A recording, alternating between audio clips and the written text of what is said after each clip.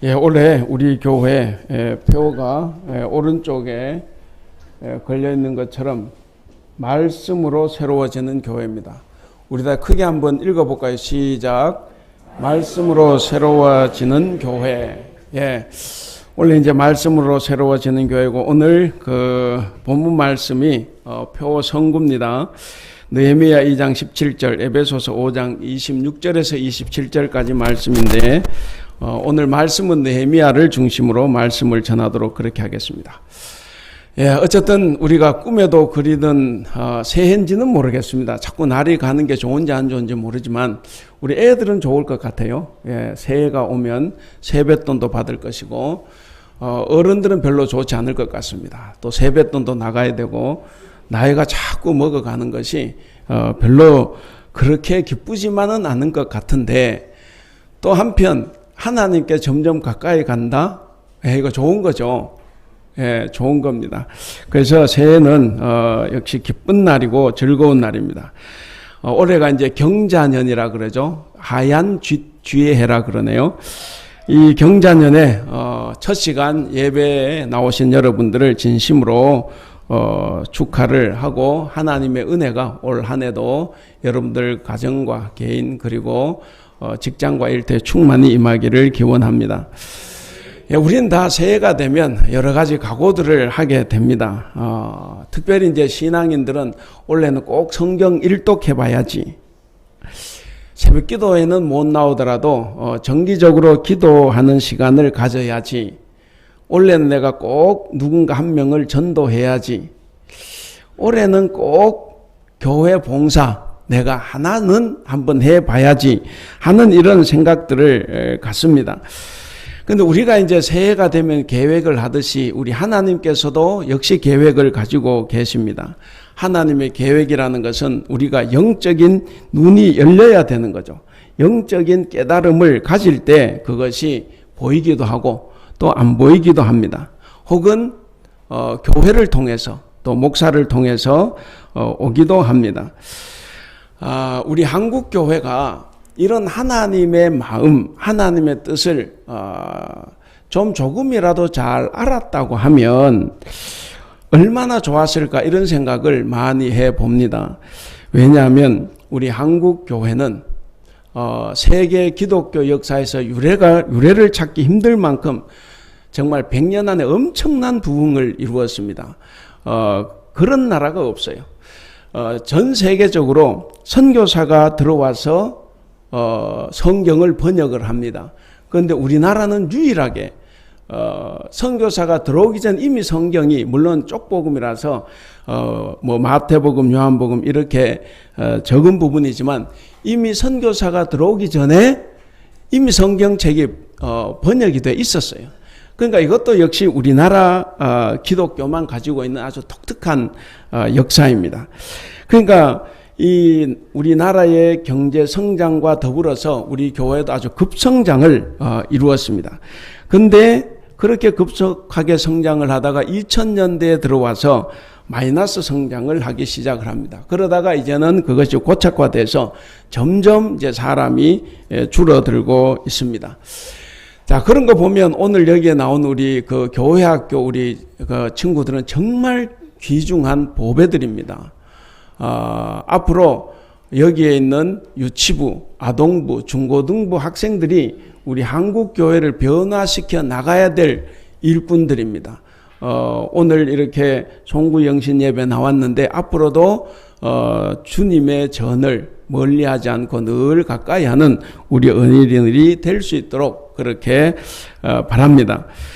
그래서 이 한국 교회가 그렇게 열심히 달려왔고 부흥성장을 했는데, 이제는 우리 한국 교회가, 우리 한국 개신교회가 변화가 되지 않으면 우리 사회에서 도태될 위기까지 맞고 있습니다. 교회를 안 다니는 사람도 또 교회를 다니는 사람도 다 대부분 교회에 대해서 부정적인 평가를 내리고 있습니다. 분명히 과거에 우리 한국 교회는 그러지 않았어요. 한국 교회는 한국 사회에 큰 영향을 끼쳤습니다. 그래서 뭐 의료, 병원, 학교 모든 것이 교회를 통해서 들어온 겁니다. 그렇게 하고 지금도 많은 일들을 하고 있지만 근데 너무 부정적인 영향들이 많다 보니까 오히려 더 좋지 않은 결과를 요즘 많이 초래하고 있습니다. 자, 그런데 현재 우리 교회는 분명히 세상을 끌고 가야 되는 위치예요. 종교는 반드시 사회를 이끌어 가야 되고 사회를 아름답게 또 윤리적으로 도덕적으로 더 선하게 이끌어 가야 될 책임이 있는데 오히려 세상이 교회를 걱정하는 그런 지경까지 오고 말았습니다. 물론 다 그런 건 아니에요. 제가 봐도 억울한 점이 많습니다. 정말 다 그런 것은 아니고 몇 퍼센트 일부분이 그런데 이것이 자꾸 부각되는 측면도 있기 때문에 억울한 점이 많아요. 그러나 우리는 억울하다고 생각하기 전에 그런 것을 들었을 때 우리는 우리의 잘못으로 받아들이고 우리가 변화시키고 개혁시켜 나가야 될 부분은 우리가 반드시 그렇게 해야 됩니다. 원래 교회의 모습은 정말 좋은 거예요.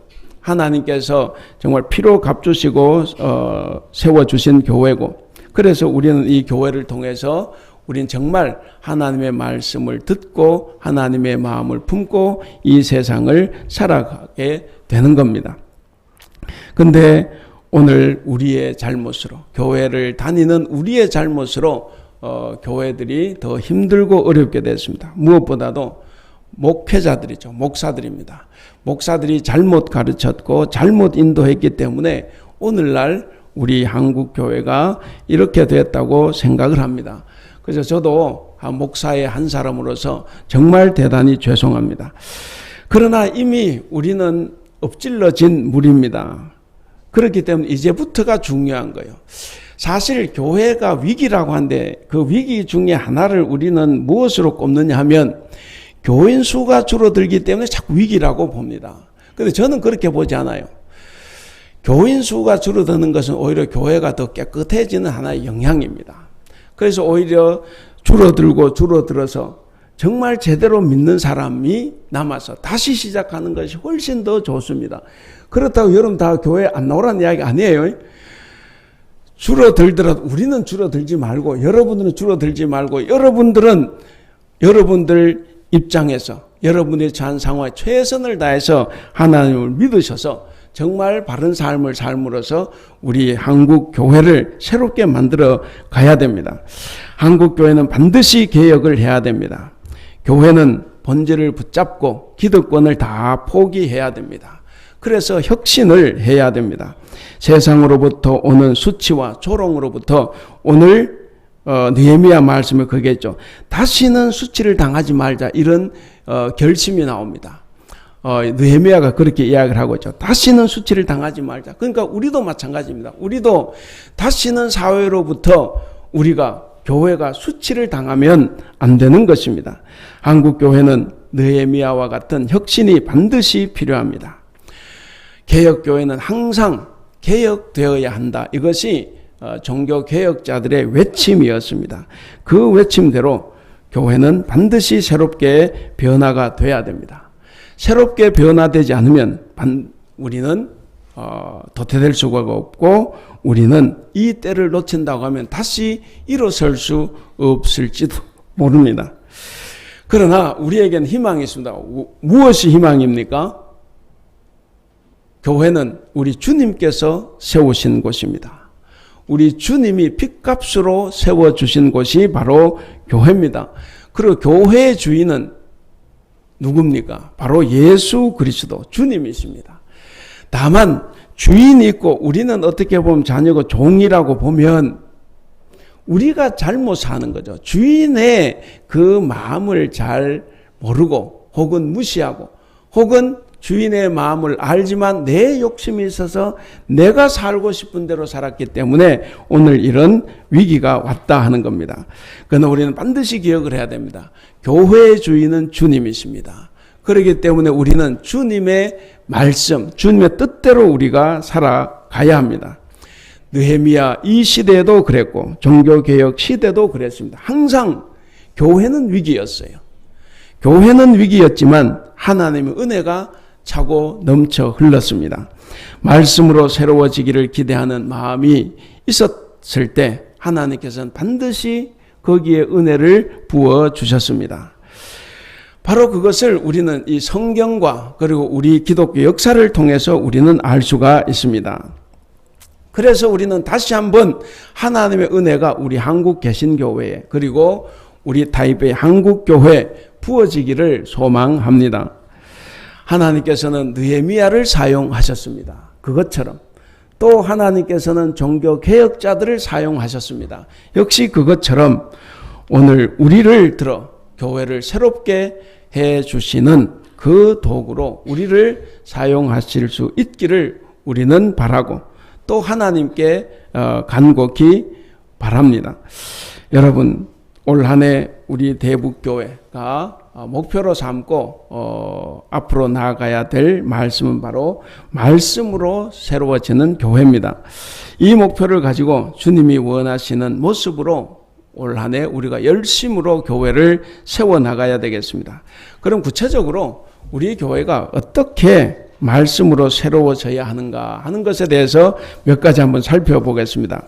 자, 첫째는 하나님 말씀 앞에 서는 것, 하나님 말씀 앞에 내가 서는 것이 새로워지는 시작입니다. 이 느헤미야는 성경 읽어보면 이 사람은 할아버지 때 바벨론 포로로 잡혀왔어요. 그러면 요즘 우리말로 이민 몇 세대입니까? 예, 이민 3세대예요. 이민 3세대이기 때문에 이민 3세죠. 이민 3세이기 때문에 사실 유대 땅 가보지 못한 사람이라고 볼 수 있어요. 그저 소문으로만 듣는 것이 자기의 조국이고 고국입니다. 그러한 그에게 예루살렘에 대한 추억이 당연히 있을 수가 없습니다. 그런데 그는 예루살렘에 대한 소식을 들을 때 마음을 많이 아파했습니다. 여러분 예루살렘에서 자기가 살고 있는 이 수상궁 2000km가 더 떨어져 있습니다. 거기에 살면서 그는 왕의 술 맡은 관원이에요. 그러니까 아주 고위 관직입니다. 그러니까 출세가도를 달리고 있는 사람이에요.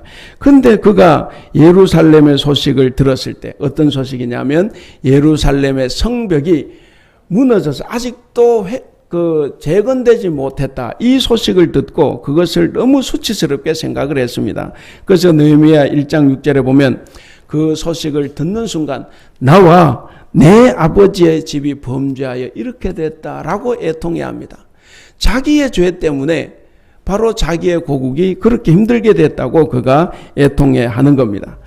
그의 자기 민족을 위한 역사의식 그리고 하나님을 향한 신앙과는 정말 예사롭지 않았습니다.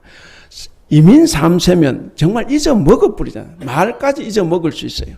그런데 느헤미야는 그렇지 않았습니다. 바로 이 민족의 아픔, 자기 조국의 아픔을 가진 이 느헤미야는 드디어 왕의 허락을 받아냅니다. 왕의 허락을 받아내서 조국 예루살렘으로 돌아가서 예루살렘 성벽을 다시 재건하겠다라는 사명을 가지고 돌아갑니다.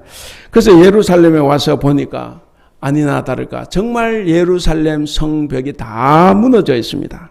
파괴된 채로 그대로 있고 성문은 불타서 문을 닫지도 못하고 있습니다. 그래서 이 느헤미야는 통곡하며 기도했습니다. 그는 우리가 예루살렘 성을 건축하여 다시 수치를 당하지 말자라고 오늘 본문에서 외쳤습니다. 세상으로부터 더 이상 우리 예루살렘 성, 하나님의 성이 더 이상 책망받거나 조롱을 받아서는 안 되겠다는 이야기입니다. 그래서 느헤미야는 정말 여러분 잘 아는 대로 이 설명을 다 못하지만 여러분 잘 아실 겁니다. 이 느헤미야가 성벽을 건축하려고 할 때 얼마나 많은 반대자들이 있었습니까? 그 반대자들이 있어서 일을 할 때 마치 새마을 운동보다 더 심하게 하는 거죠. 한 손엔 그 칼을 잡습니다. 그리고 한 손으로는 도구를 잡아요. 그래서 일을 하면서 적이 오면 또 싸워야 되니까 전쟁을 해야 되니까 그렇게 해서 그 온갖 어려움을 다 물리치고 음모와 방해 공작을 다 물리치고 예루살렘 성벽을 복구를 했는데요. 불과 52일 만에 다 완성을 시켰습니다. 그러니까 밤잠도 자지 않고 계속해서 일을 한 겁니다. 자, 느헤미야는 성벽 건축의 완성이라는 이 대역사를 마쳤다고 하면 그는 이제 사명이 다 끝났어요. 그럼 그는 다시 쉬어도 되고 아니면 다시 페르시아로 가서 왕궁에 가서 다시 그 관직에 복귀를 하면 됩니다. 그럼에도 불구하고 느헤미야는 그 성취감에 안주하지 않았습니다. 오히려 새로운 것을 보기 시작했습니다. 새로운 곳으로 눈을 돌리기를 시작했습니다. 성벽 재건을 마친 백성들이 어느 때 보니까 7장에 나오느냐고 성벽 재건을 다 마친 백성들 얼마나 고생했습니까? 52일 만에 싸우면서 일해서 결국 성벽을 다 완성을 했는데 이 백성들이 성벽 건축을 다 완성하고 7개월쯤 지나고 난 뒤에 이 사람들이 어디로 모이냐 하면 수문 앞 광장으로 모입니다. 수문 앞 광장에 스스로들 모여가지고 에스라에게 요청을 합니다. 우리에게 율법의 말씀을 좀 읽어달라. 율법의 말씀을 한 번도 들어보지 못한 이 율법을 좀 읽어달라라고 요구를 합니다. 온 백성들이 에스라가 낭독하는 그 말씀을 듣고 다 울었습니다. 얼마나 오래간만에 혹은 평생에 처음으로 들어보는 그 율법 말씀을 듣고 이 백성들이 다 울기 시작했는데 그 울음이 무슨 의미겠습니까? 바로 감격의 눈물이었고 그리고 회개의 눈물이었습니다. 여러분, 정말 이 눈물의 의미가 무엇이겠습니까? 이 눈물이라는 것은 하나님의 말씀은 그것을 듣는 모든 사람의 마음을 움직이는 힘이 있다 하는 겁니다. 하나님의 말씀을 그냥 듣고 넘어가는 것이 아니라 이 사람들은 그 말씀을 듣고 마음이 움직이기 시작했습니다. 그래서 그들이 울고 회개를 하기 시작을 했고 그리고 그 외에 또 다른 일들이 벌어집니다. 히브리서는 이렇게 이야기합니다. 하나님의 말씀은 살았고 운동력이 있어 좌우의 날선 어떤 검보다도 예리하여 혼과 영과 및 관절과 골수를 찔러 쪼개기까지 하며 또 마음의 생각과 뜻을 감찰한다 라고 말했습니다. 여러분, 우리가 변화되지 않았다면 우리가 매주일 혹은 매일매일 우리가 말씀을 묵상하고 또 말씀을 듣는데 그럼에도 불구하고 우리가 변화되지 않았다고 하면 무엇이겠습니까? 그것은 하나님의 말씀을 귀로는 들었는데 마음으로는 듣지 않았다라는 것입니다. 하나님의 말씀을 마음으로 들으면 그 누구든 다 변화가 되는 것입니다. 그렇기 때문에 우리는 말씀을 잘 들어야 됩니다. 말씀을 마음으로 들어야 됩니다. 제가 전 학생들은 자주 하는 이야기인데 우리 그런 이야기 알잖아요. 사람 말을 들을 때는 마음을 들어야 되고 편지를 읽을 때는 행간을 읽어야 되는 거예요.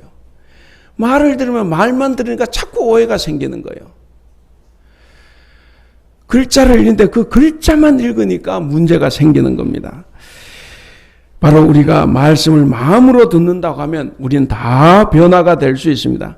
느헤미야 시대의 이 이스라엘 자손들처럼 하나님의 말씀을 간절히 사모하는 그 마음으로 여러분들이 말씀을 들으실 수 있기를 바랍니다.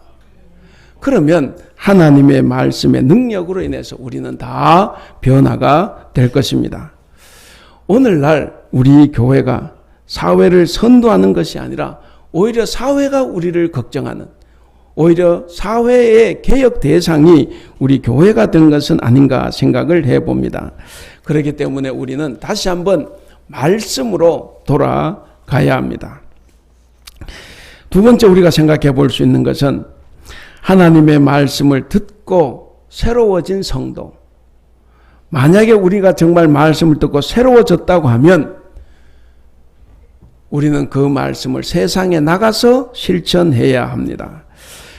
여러분, 이스라엘 백성들이 430년 종살이 하다가 홍해를 건너고 40년 광야를 거쳐서 이제 마지막 그 가나안 땅에 들어갈 때 또 하나의 강을 건너죠.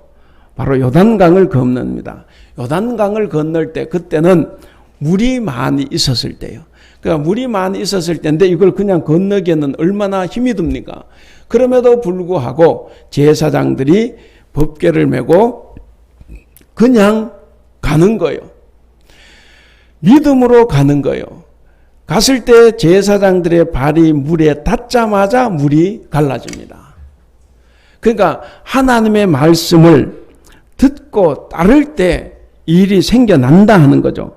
바로 이 사람들은 말씀, 법궤는 하나님의 언약궤입니다. 하나님의 말씀을 상징, 하나님 임재의 상징입니다. 그러니까 하나님의 말씀을 지고 하나님 말씀에 순종해서 건너갈 때 역사가 일어났다 하는 겁니다. 여러분, 말씀이 잘 시행이 될 때 이스라엘 백성들은 항상 형통했습니다. 그런데 반대로 그들이 율법을 듣지 않고 율법을 따르지 않을 때는 항상 자기들 소견에 옳은 대로 다 행했습니다. 그러니까 하나님의 소견대로 행하는 것이 아니라 자기들의 소견대로 행하는 거예요. 오늘 우리도 마찬가지입니다. 우리는 열심히 하나님의 말씀대로 움직인다고 하는데 돌아놓고 보니까 전부 다 내 소견에 옳은 대로 행하는 거예요. 내 생각을 뛰어넘지 못하는 겁니다. 항상 하나님의 말씀을 내 안에 가두고 사는 거예요. 내 좁은 머리에 하나님의 말씀을 가두고 사는 겁니다. 그러니까 우리는 우리가 좋은 우리의 소견대로 살아가게 되는 것입니다. 말씀을 지고 걸음을 옮길 때 요단강이 갈라진 것처럼 우리가 말씀대로 살 때 우리에게 역사가 일어납니다. 느헤미야 8장을 보면 백성들이 율법 말씀을 듣고 울다가 여호와의 성일이니 울지 말고 기뻐하라 라는 이 느헤미야의 말에 이 사람들이 정말 기뻐해요. 우리는 좀 슬퍼하면 더 슬퍼할 수 있을 것 같은데 오늘은 즐거운 날이니까 에스라도 느헤미야도 모든 레위인들이 이제는 그만 슬퍼하고 즐거워하자. 그랬더니 이 사람들이 정말 즐거워합니다. 그리고 즐거워하고 기뻐하고 먹을 것을 가난한 사람들과 나누자 그랬을 때 즉각 이 사람들이 집으로 돌아가서 먹을 것을 다 나누기를 시작했습니다. 그리고 또 얼마 후에 율법 책을 읽는데 거기에 보니까 초막절을 지키라라는 말이 있어요. 그러니까 이 사람들이 7일 동안 밖에 나가서 초막절을 지킵니다.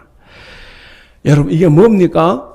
바로 이 사람들이 말씀을 듣고 회개를 하고 그것대로 실천을 했다는 거예요. 그러니까 회개에 합당한 열매를 맺었다는 겁니다.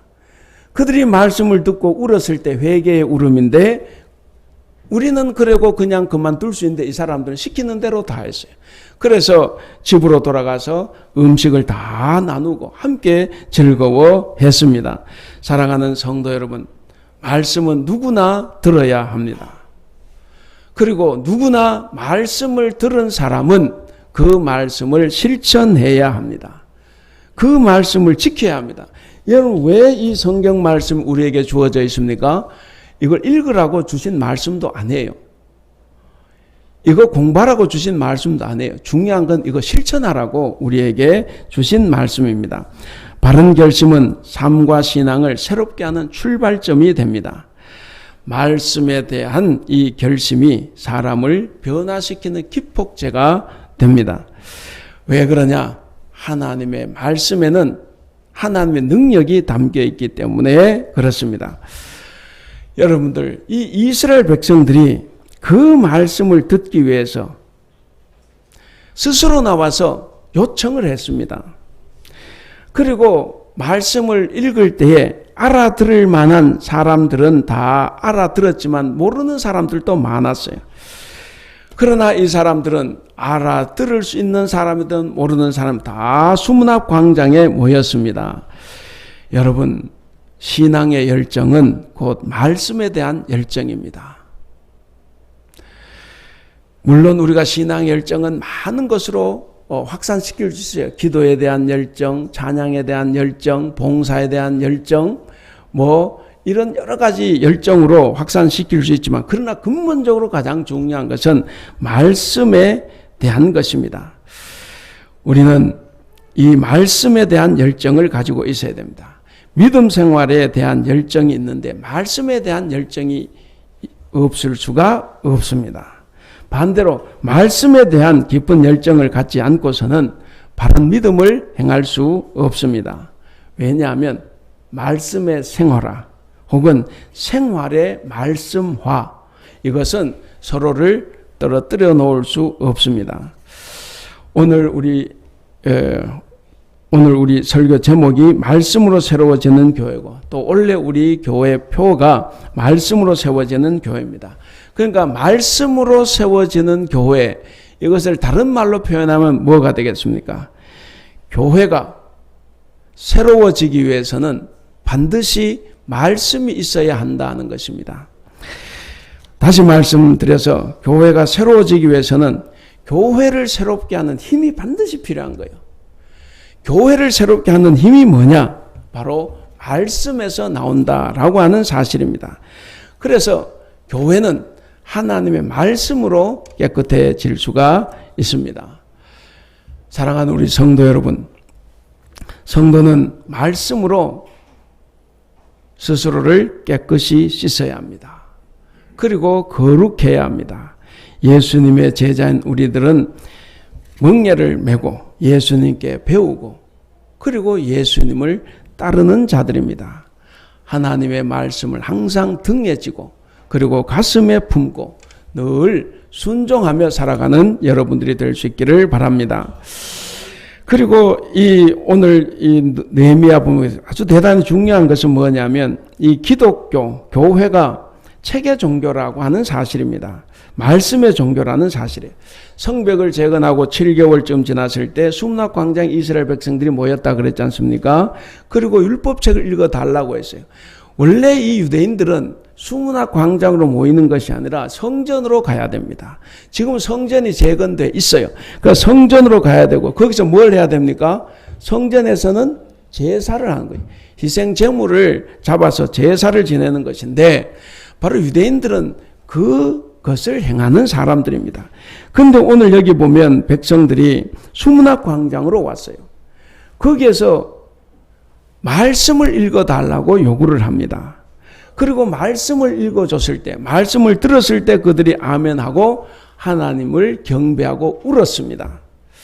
여기서 바로 기독교 역사에서 중요한 사실이 몇 가지가 있는데, 첫째는 유대교가 성전 중심의 종교였다고 하면 우리 교회, 오늘날 기독교회는 책 중심의 종교입니다. 그래서 책 중심의 종교는 뭐냐면 경전 중심의 종교예요. 그래서 성경책이 가장 중요한 거예요. 그래서 우리 기독교회는 이때부터 경전 종교, 체계 종교로 넘어옵니다. 느헤미야서가 강조하는 것이 바로 책입니다. 율법 책이에요. 제사가 아니었습니다. 백성들을 능동적으로 변화와 계획에 참여하도록 이렇게 추동한 것이 뭐냐면 바로 이 율법 말씀이었습니다. 정말 이것은 의외였어요. 당시 입장에서는 있을 수 없는 이야기입니다. 왜냐? 방금 말씀드린 것처럼 유대인들에게는 희생제사가 중요하지 책이 중요한 것이 아니었어요. 예루살렘에 성전이 다 있었음에도 불구하고 그들이 멋지게 성전을 재건해 놓았음에도 불구하고 그들이 택한 것은 제사가 아니라 말씀이었습니다. 책이었습니다. 하나님과 만나는 통로가 이런 희생제사에서 이제 말씀으로 바뀌어 가고 있다는 것을 선포한 거예요. 그래서 우리 성경 공부할 때 제가 말씀을 드리는데 성경 확정되는 것이 가장 먼저 확정된 것이 오경이라 그랬지 않습니까? 율법서. 이것이 바로 이때 경전으로 확정이 되는 거예요. 그래서 이 기독교회가 유대교와는 달리 이제 경전 종교로 넘어옵니다. 체계 종교. 그래서 여기서 왜 체계 종교로 바뀌었을까? 이건 사실 중요하잖아요. 중요한 것은 뭡니까? 체계 종교로 바뀌었을 때 사람들이 어떤 변화를 일으켰느냐 하는 것이 중요합니다. 오늘 본문에 어떤 변화가 일어났습니까? 계속해서 느헤미야 7, 8, 9, 10, 11 계속 읽어보면 나옵니다. 정말 중요한 변화들을 이 사람들이 많이 경험을 합니다. 결국엔 뭐냐면 이 변화가 일어난 것은 책이 신비하기 때문에 그런 건 아니에요. 그리고 율법책 자체가 무슨 힘이 있었던 것도 아닙니다. 중요한 것은 깨달음이에요. 깨달음, 말씀을 깨달았다는 거죠. 에스라가 새벽부터 한나절을 계속해서 율법을 읽어주는데 그저 울기는 했는데 그 이상 더 진행은 못했습니다. 그러니까 이해할 수 없는 말들도 많이 나오고, 그러니까 백성들이 얼마나 답답했겠습니까? 그래서 어떻게 하냐면 제사장들과 레위인들이 백성들 중간중간에 섰습니다. 그리고 읽어줄 때 이해가 안 되는 부분이 있으면 그 사람 물어요. 그러면 레위인들이 계속 대답을 해줍니다. 그러고 나니까 이 사람들이 말씀을 깨닫는 거예요. 깨닫고 나니까 이 사람들이 다 생활이 바뀌어 버립니다. 그때부터 백성들의 감격이 시작이 됩니다. 그것이 바로 8장 7절에서 8절 나오는 이야기. 8장 읽어보면 바로 읽어줄 때는 듣는 것으로 감동했지만 생활의 변화는 일어나지 않습니다. 그런데 그것을 깨달았을 때 그들은 완전히 변화가 됩니다. 바로 지도자들이 말씀을 깨닫게 해줬을 때 이런 일이 일어났다 하는 겁니다. 깨달음이 있어야 됩니다. 우리도 마찬가지예요. 내가 많이 알고 있는 것하고 깨닫는 것하고는 좀 달라요. 정말 그렇구나 하고 느낌이 올 때 그때 우리가 달라지는 겁니다. 그렇지 않으면 우리는 늘 우리 성경 지식을 가지고 남에게 자랑에 그칠 뿐입니다. 사랑하는 성도 여러분, 저는 여러분들이 성경을 잘 이해하도록 성실하게 준비하고 가르칠 책임이 있습니다. 그리고 제가 거기에 최선을 다할 생각을 하고 있습니다. 올해도 성경 공부에 여러분들 많이 참여해 주시고, 그리고 주일에 교회에 반드시 출석을 하시고, 그리고 다른 곳에 가시더라도 여러분들 교회 담임 목사의 설교는 홈페이지를 통해서라도 꼭 들으시기를 바랍니다. 그래야 이 담임 목사의 생각을 서로 공유를 하게 되는 것이고, 그리고 그것이 우리 교회 생활에도 도움이 됩니다. 바로 우리가 우리의 생각을 바꾸고 우리의 행동을 변화시키려고 하면 항상 말씀을 가까이 해야 됩니다. 그리고 중요한 것이 뭐냐면 말씀은 성전 안이 아니라 성전 바깥에서 역사를 해야 하는 거예요.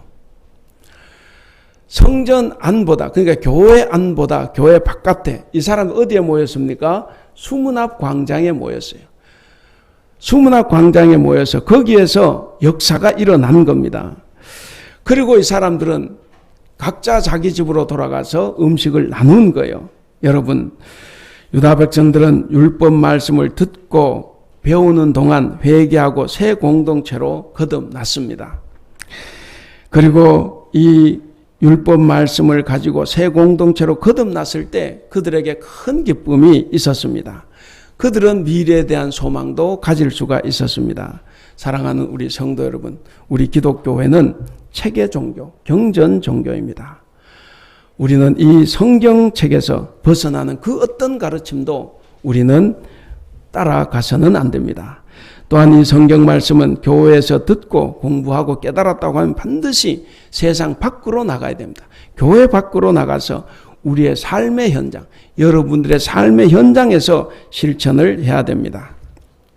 그럴 때 우리 하나님의 영광이 드러날 것입니다. 마지막 네 번째입니다. 하나님의 말씀을 따라서 우리가 다 개혁하고 혁신해야 됩니다. 이 느헤미야는 성벽을 건축하고 난 다음에 과감하게 혁신을, 소위 말 개혁을 합니다. 여러분들 궁금하시면 8장, 9장, 10장, 11장을 계속 대가 읽어보시기 바랍니다. 그 혁신을 단행을 하는데 바로 이 말씀에 바탕을 해서 하는 거예요. 더 이상 수치를 당하면 안 되니까. 그래서 혁신을 단행을 하는 겁니다. 기득권층의 세상이 된 유대 공동체를 보면서 약자의 눈물을 닦아줘야 되겠다. 그래서 첫 번째로 한 것이 이 이자, 그러니까 고리 이자를 받지 못하게 했습니다.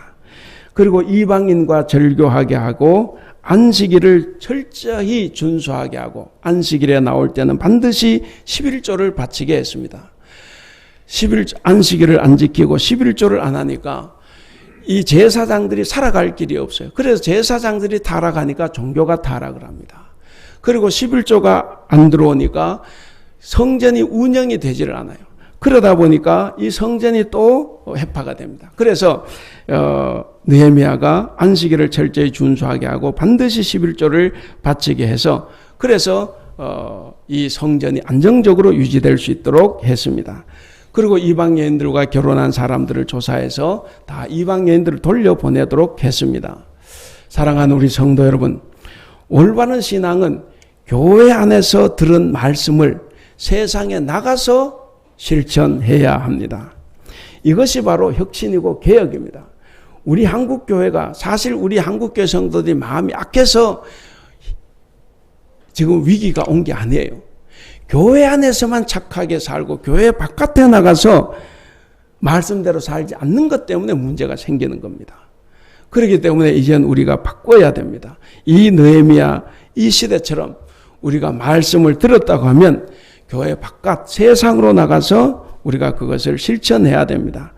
그래서 이 느헤미야에 나오는 이 유대인들의 이 실천적인 신앙은 바로 오늘 우리에게 큰 귀감이 됩니다.